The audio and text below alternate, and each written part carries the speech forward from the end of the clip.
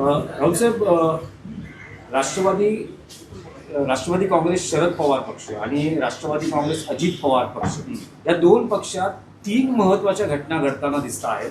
त्यातली पहिली घटना अशी आहे की जयंत पाटील यांनी विधिमंडळ अधिवेशनामध्ये त्यांच्या आमदारांची बैठक घेतली. त्यातले जवळपास 9 आमदार हे अस्वस्थ आहेत आणि त्यांचं म्हणणं आहे की आपण NDA सोबत गेलं पाहिजे. नंबर 1 जयंत पाटलांचं म्हणणं आहे की मी पवारांना निरोप देतो. नंबर 1 घटना. नंबर 2 घटना आहे सुनेत्रा पवारांच्या पक्षाध्यक्ष म्हणून फेरनिवडीवर आक्षेप आहे, तसं कायदेशीर पत्र पाठवण्यात आलेलं आहे. मी इतकंच सांगेन, माननीय शरद पवार साहेबांच्या नेतृत्वाखालचा राष्ट्रवादी काँग्रेस पक्ष हा मूळ काँग्रेस पक्ष, राष्ट्रवादी काँग्रेस पक्ष, आणि त्याचे प्रदेशाध्यक्ष शशिकांत शिंदे आहे. बाकी मग शिंदे गट, अजित पवार गट हे अजित पवारांचे, आपलं अमित शहांचे पक्ष आहेत. आता त्यांच्या पक्षामधल्या काय कुरबुरी आहेत, कोण कोणाला आव्हान देत आहे, त्याच्यावर शिवसेनेच्या नेत्यांना का बोलावं.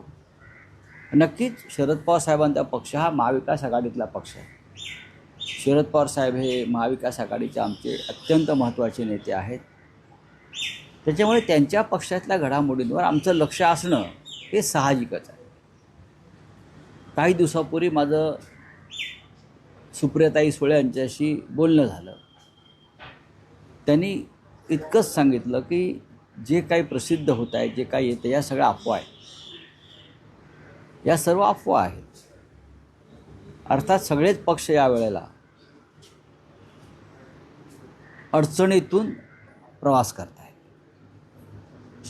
शिवसेनेपुढे अडचणी आहेत, शरद पवार साहेबांपुढे अडचणी आहेत, सुनेत्रा पवार जो गट सांभाळत आहेत त्यांच्यासमोर अडचणी आहेत. इतकंच कशाला, मिंदे गटामध्ये अडचणी आहेत, भाजपात अडचणी आहेत. आणि जो तो आपापल्या, कोणाकडे प्रचंड बहुमत असलं म्हणजे त्या पक्षात अडचणी नाहीत असं म्हणता येणार नाही. आहेत ना, दिल्लीमध्ये अडचणी सुरू आहेत. आम्ही आमच्या पक्षापुरतं बोलू. उद्धव ठाकरे माननीय शिवसेना पक्षप्रमुख यांच्या नेतृत्वाखाली आमचा मार्ग कसा व्यवस्थित होईल आणि आम्ही पुढे जाऊ याच्यावरती आम्ही काम करू. आणि माननीय शरद पवार साहेब हे महाविकास आघाडीतले महत्त्वाचे नेते आहेत आणि त्यांच्या पक्षातल्या अडचणी दूर करायला ते समर्थ आहेत, एवढंच मी सांगतो. अडचणी या निर्माण केल्या जात आहेत बाह्य शक्तींकडून. जसं पूर्वी भारतामध्ये काही घडलं की परकीय हात आहे असं म्हटलं जायचं, तसं या प्रत्येक अडचणीमागे विरोधी पक्षातल्या एक बाह्य शक्ती आहे. ती बाह्य शक्ती म्हणजे मोदी शहांची. त्यांना कोणीही या देशातल्या प्रादेशिक पक्षामध्ये स्थैर्य यावं, नीट काम व्हावं, विरोधी पक्षाची भूमिका नीट बजावावी असं त्यांना वाटत नाही. याच विषयातला आणखी एक प्रश्न असा आहे की मध्यंतरीच्या काळात जयंत पाटील आणि विनोद तावडे यांची एका हॉटेलमध्ये बैठक झाली होती किंवा भेट झाली होती. त्यानंतर असं कळतं आहे की आता जयंत पाटील यांच्याकडे त्यांच्या पक्षातल्या आमदारांनी काही त्यांची कैफियत असेल, उदाहरणार्थ निधी असेल, सत्ता असेल, या संदर्भातली आपली मतं मांडली आहेत आणि जयंत पाटील हे शरद पवारांकडे आमदारांची भूमिका मांडली. जयंतराव पाटील हे शाहू फुले आंबेडकर यांच्या विचाराच्या भूमिकेत काम करणारे नेते आहेत. त्यांच्यावर यशवंतराव चव्हाणांच्या विचारांचाही पगडा आहे. ते ज्या भागातून येतात तो एक क्रांतिकारकांचा आणि स्वातंत्र्य चळवळीतला मोठा भाग आहे आणि जयंतराव त्याच पुष्टीत तयार झालेले आहेत. जातीय आणि धार्मिक धर्मांध शक्तींच्या बरोबर जयंतराव जातील असं त्यांच्या शत्रूंनाही वाटणार नाही. आणि जयंतराव पाटलांकडे जी क्षमता आहे कामाची, ते आता जे कोणी आहेत विधिमंडळात त्यांच्यापेक्षा खूप उच्च क्षमता. त्याच्यामुळे हे कुठल्या एखाद्या गटात वगैरे सामील होऊन ते काय वेगळा विचार करतील. आणि आता RR पाटलांचे चिरंजीव आहेत, स्वतः रोहित पवार आहेत. त्यानंतर असे अनेक आमदार, 10 जरी संख्या 10 असेल तरी त्यांच्यातले बहुसंख्य आमदार हे याच विचाराचे आहेत, शाहू फुले आंबेडकर पुरोगामी विचाराचे आहेत. सर, आणखी एक विषय असा होता की लाडक्या बहिणी जवळपास 92 लाख महिलांची नावं वगळली गेली. जवळपास आकडा 14,000 कोटीचा सांगितला जातोय, 3,500 कोटींचा सांगितला जातोय. म्हणजे कोट्यवधी रुपये ज्या पद्धतीने 14,000 कोटी रुपये या स्कीममध्ये लाडक्या बहिणींना वितरित करण्यात आल्याचे आकडे प्रसिद्ध झाले. त्याच्यामध्ये जे 92 लाख बोगस लाभार्थी आहेत, हां, बेकायदेशीरपणे त्यांना कोणतेही KYC न करता, त्यांची छाननी न करता, त्याच्यामध्ये 29,000 पुरुष आहेत, 4,500 सरकारी कर्मचारी आहेत, हां, सरकारी पगारे घेतात आणि या स्कीमचा फायदाही घेतला. असे साधारण 3,515 कोटी रुपये अशा पद्धतीनं उधळले गेले. फडणवीस आणि मिंदे यांनी मतं विकत घेण्यासाठी सरकारी पैशाचा हा अपहार झाला. हा गुन्हा म्हणजे राम मंदिरातली दानपेटी लुटणं आणि सरकारची जनतेच्या करातली तिजोरी लुटणं, हा गुन्हा एकच आहे. अशा वेळेला 3,515 कोटीची वसुली कशी करणार, हा मोठा प्रश्न आहे. तुम्ही एखाद्या बँकेत फ्रॉड झाला तर त्या कर्मचाऱ्याला 5,000 रुपयासाठी अटक करता. एक फ्रॉड झाला म्हणून विजय मल्ल्या, नीरव मोदी, ललित मोदी, मेहुल चोक्सी हे का पळून गेले? त्यांनी बँकेच्या पैशाचा अपहार केला असं त्यांच्यावर ठपका आहे. म्हणून त्यांच्यावर रेड कॉर्नर नोटीस, ED CBIच्या नोटिसेस आहेत, त्यांची संपत्ती जप्त केली. 3,515 कोटी रुपये सरकारी तिजोरीतून बेकायदेशीरपणे मतं विकत घेण्यासाठी वापरले, हा तर या शतकातला सगळ्यात मोठा अपहार आहे ना. मग हे पैसे वसूल कसे करणार तुम्ही? तुम्ही आता 92 लाख लोक वगळले म्हणून तुम्हाला इथे गप्प बसता येणार नाही. या 92 लाख लोकांना ज्यांच्या सहीनं पैसे मिळाले, ज्यांच्या आदेशानं मिळालं, ते तेव्हाचं एकनाथ शिंदे कॅबिनेट, या संपूर्ण कॅबिनेटवर सरकारी पैशाचा अपहाराचा गुन्हा दाखल व्हायला पाहिजे. आणि संपूर्ण कॅबिनेट, तेव्हाचे मुख्य सचिव, अर्थसचिव, महिला व बालकल्याण सचिव ह्यांची व्यक्तिगत संपत्ती जप्त करून ही वसुली पैशांची व्हायला हवी, असं आमचं मत आहे. हा पैसा पचवू देता कामा नये. याला परदेशी भाषेमध्ये गुन्हा स्टेट कॅप्चरचा आहे. राज्य विकत घेणं गैरमार्गानं, हा स्टेट कॅप्चरचा गुन्हा आहे. अशा प्रकारचे गुन्हे रशियात झालेले आहेत, अशा प्रकारचे गुन्हे साऊथ आफ्रिकेला झालेले आहेत, आणि अशा प्रकारचा गुन्हा ईदी अमीन युगांडा, तिथे स्टेट कॅप्चरचे गुन्हे आहेत. राज्य बेकायदेशीर मार्गाने विकत घ्यायचे. तर त्याच्यामुळे ह्याच्यावरती कारवाई होणं गरजेचं आहे. आम्ही स्वतः माझ्याकडून आम्ही सरकारला एक कायदेशीर नोटीस पाठवतो आहोत सध्या, आणि वेळ पडली तर आम्ही हायकोर्टात जाऊ सध्या आणि पुढेही जाऊ. पण लवकरच आमच्याकडून एक नोटीस पाठवावी लागते ना, खुलासा सरकारकडून घ्यावा लागेल. आम्ही मुख्यमंत्र्यांना आणि मुख्य सचिवांना एक कायदेशीर नोटीस पाठवायचं काम चालू आहे.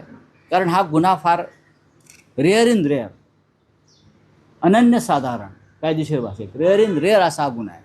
92 लाख लोकांना तुम्ही मतं विकत घेण्यासाठी सरकारी तिजोरीचा वापर करता, 1,500 देता, आणि 3,515 कोटीचा अपहार केला जातो सरकारी तिजोरीचा. तुमच्या बापाचे पैसे आहेत का रे? बापाचे पैसे. शेतकऱ्यांची कर्जमाफी नाही, विद्यार्थ्यांसाठी योजना नाही, आश्रमशाळांचं निधी मिळत नाही आहे, अशा अनेक आहेत. दिव्यांगांना अजून त्यांचा भत्ता मिळत नाही आहे, दिव्यांगांचे पैसे अडकलेले आहेत. काय करतायत तुम्ही लोक? आणि 3,515 कोटी रुपये मतं विकत घ्यायला तुम्ही सरकारी तिजोरी लुटता, ही अत्यंत गंभीर गोष्ट आहे. कोणीही गप्प बसलं तरी मी गप्प बसणार नाही.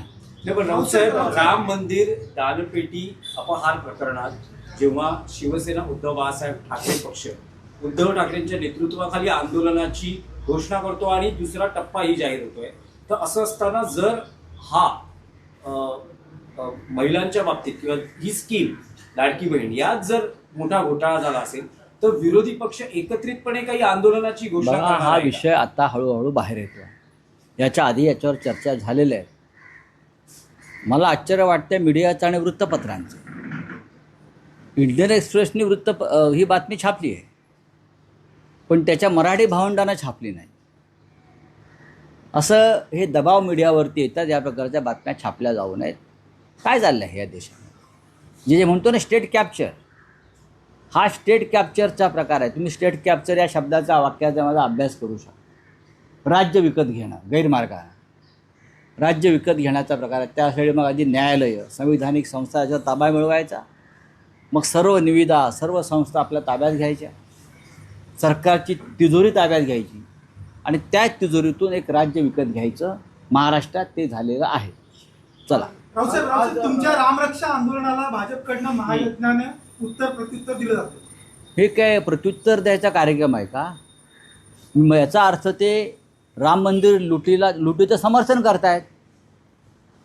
याचा अर्थ असा आहे, जर आमच्या आंदोलनाला ते काय प्रत्युत्तर देतात, आम्ही कोणाला उत्तर द्यायला नाही आहोत. आम्ही रामाची भक्ती दाखवत आहोत की राम मंदिराची दानपेटी किंवा राम मंदिराच्या देणग्या जवळजवळ 12,000 कोटीचा जो अपहार आहे, 550 कोटीच्या देणग्या तर दानपेटीच लुटलेली आहे. त्याच्यावरती आम्ही बोलतो आहोत आणि त्याला प्रत्युत्तर काय देणार? होय आम्ही लुटल्या दानपेट्या म्हणून आम्ही महायज्ञ करतोय, आम्हाला जास्तीत जास्त लूट करता हवी म्हणून.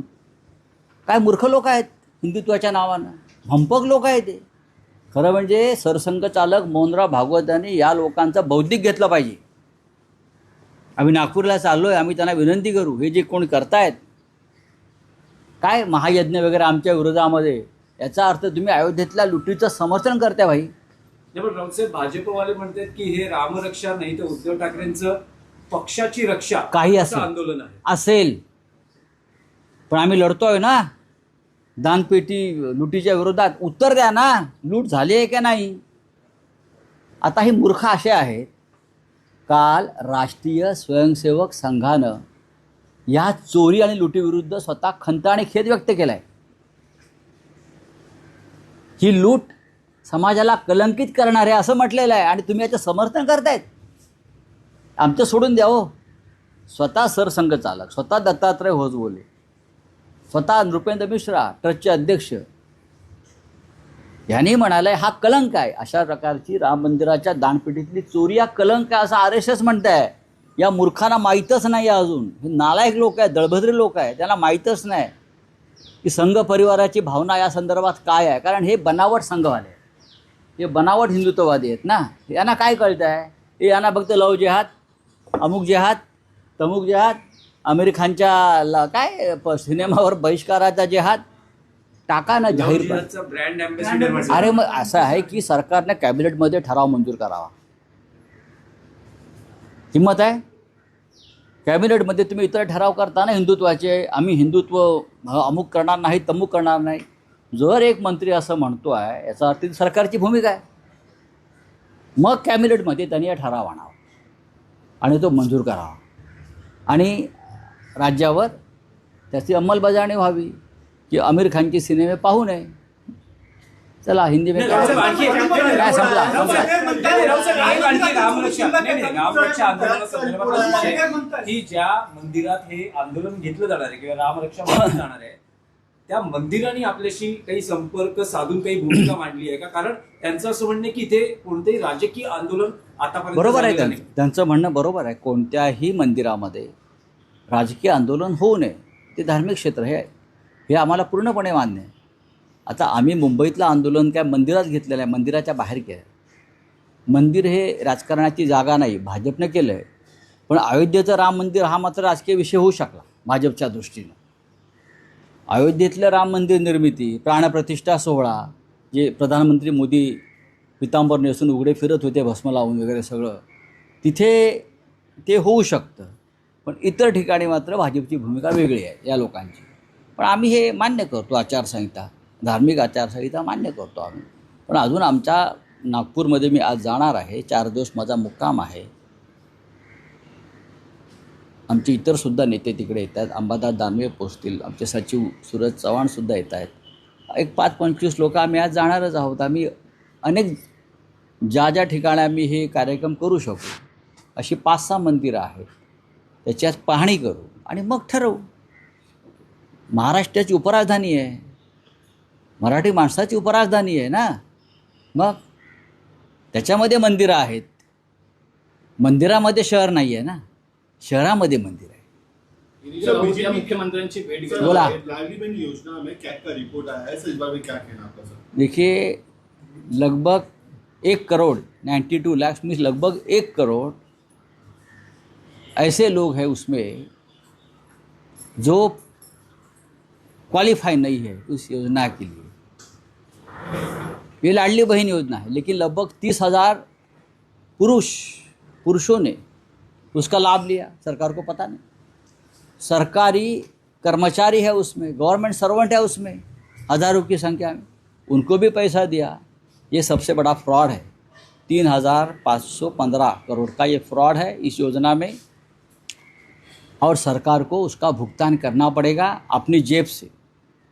जो कैबिनेट था उस वक्त जिसने ये डिसीजन लिया था, मुख्यमंत्री मिस्टर शिंदे थे, डिप्टी सीएम हमारे देवेंद्र जी थे, और पूरा कैबिनेट, उनकी जिम्मेदारी है।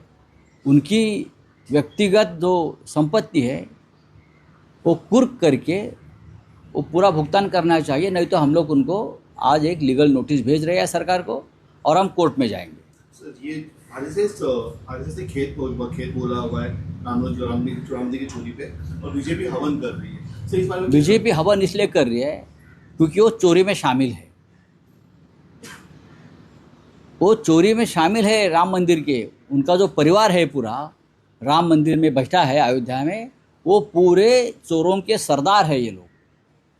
आरएसएस ने माफ़ी मांगी है लगभग कि ऐसा नहीं होना चाहिए था, ये कलंकित करने वाला विषय है। और एक दूसरे बाजू में ये क्या, बीजेपी वाले हमारा जो आंदोलन चल रहा है राम रक्षा आंदोलन, उसके विरोध करने के लिए महायज्ञ कर रहे हैं। उसका मतलब आप चोरी का समर्थन कर रहे हो।